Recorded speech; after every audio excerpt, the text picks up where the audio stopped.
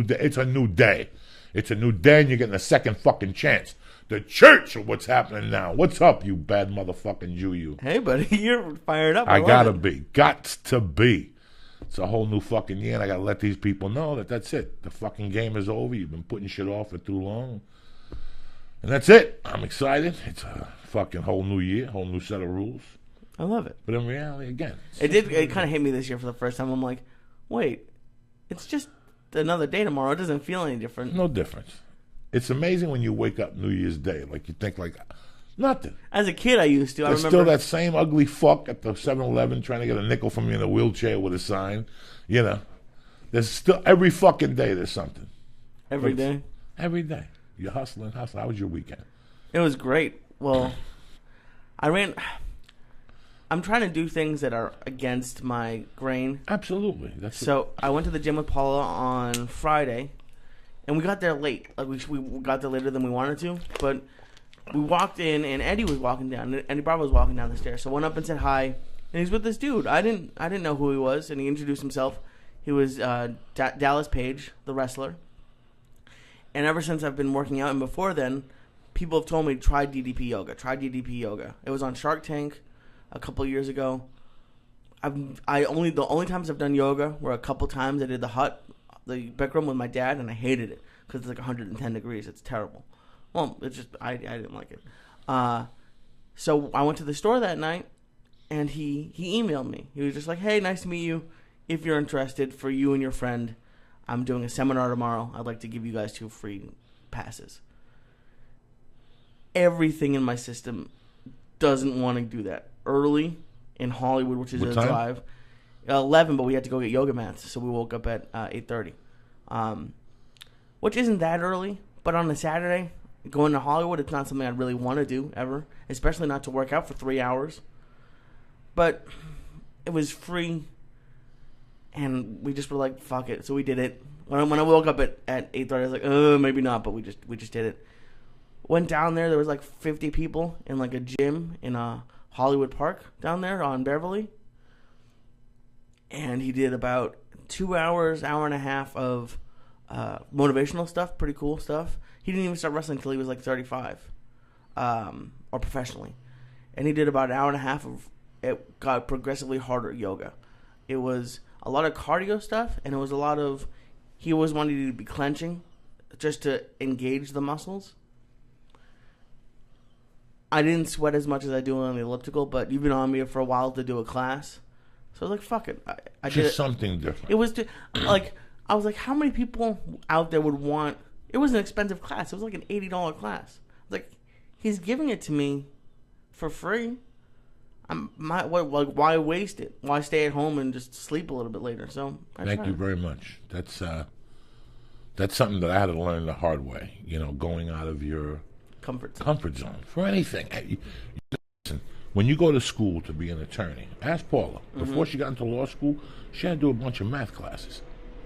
It's a big curriculum for attorney, and you ask yourself, why do I have to take this math to be an attorney? For your analytical, so it gets you thinking. Right. And this is all, I've loved this. I've always loved this. I love going out of my comfort zone. I really don't, but I do. Yeah. Do you think I wanted to get on that plane to Vegas on Friday?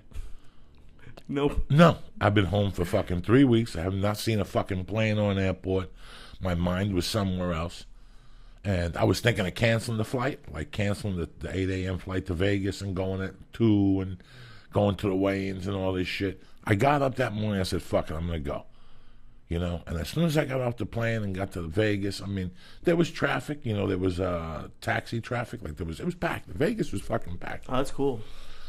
I get to the hotel, I go upstairs, it's always the last fucking hotel room on the aisle. You know, you was talking about we exercise in Las Vegas just by fucking walking. Yeah. I go to the end of the thing, and I go downstairs and I meet Ari, and you know what, man? All of a sudden, any anxiety I had went away.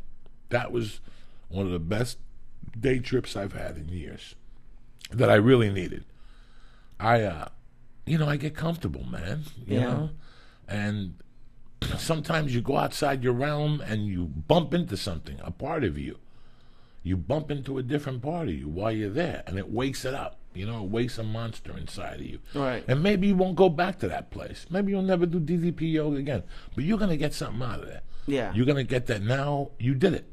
I did it. There's no... You walk into these places, I'm insecure. So as soon as I walk in, I feel embarrassed. I'm the fat guy in the room. And I'm fucking old. Paul and I were worried about that. When we walked in and there were people... a bunch of douchebags, you know, with tight suits on and there was that, but there was also... suits. There was a lot of heavy people there. Like we weren't even the biggest people by far.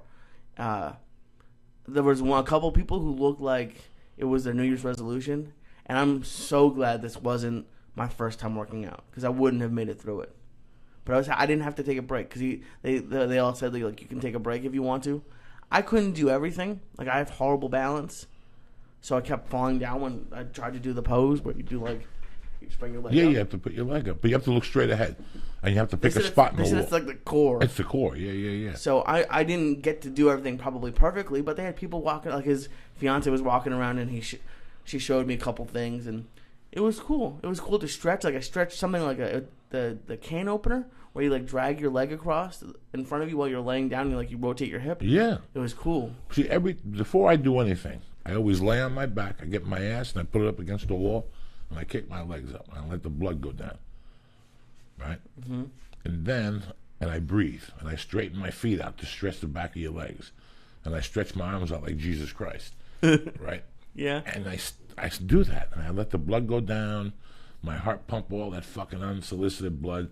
Then I twist while I'm breathing to my left, and I have my wife pull my shoulder down and pull my hip down as I breathe, and it's tight. But the more you breathe, the looser you get. Again, you pick your legs up to the middle, breathing the whole way up, and then I go to the other side.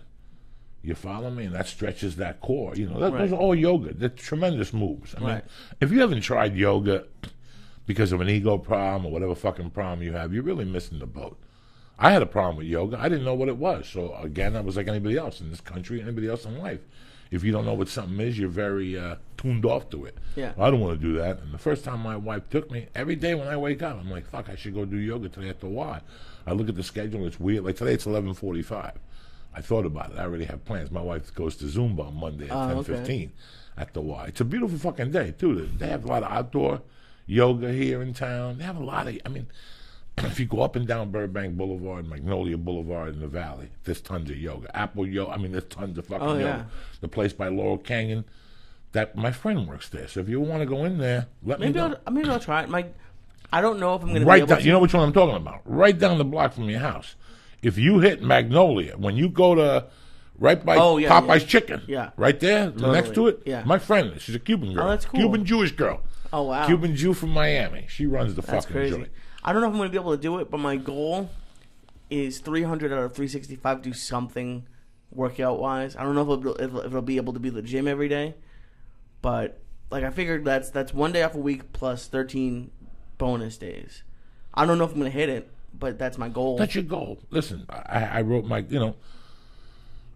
you have you have personal goals, you have business goals, you have, physical goals. I'd like to lose 80 fucking pounds. Mm-hmm. I write that, and then you write, how can I do that? By maintaining my eating, by keeping a log, by walking with the mercy. Yeah, I told you last week you were looking thinner. And this workout's working for me. This is the first time this is working for me. First of all, I've gone to jiu-jitsu techniques. I haven't really rolled. Okay. Because I do something after the jiu-jitsu technique class. I do a bunch of calisthenics with this guy, and then I cut my workout down, believe it or not. Mm-hmm. I was overdoing it. It was the law of diminishing returns. I was walking around sore. I went back to the old reliable, the bicycle. Mm-hmm. My wife told me a long time, she goes, I don't know why. She goes, when you started working out, the fat came off with the bicycle and the punching bag. Came off. When all of a sudden you're doing this and this and this, you made it more complicated than what it is, and I have. Totally. We did that with food. Like we've been using my Fitness Pal, and it's great, but it lowered me to 1,400 calories and lowered Paula to 1,220.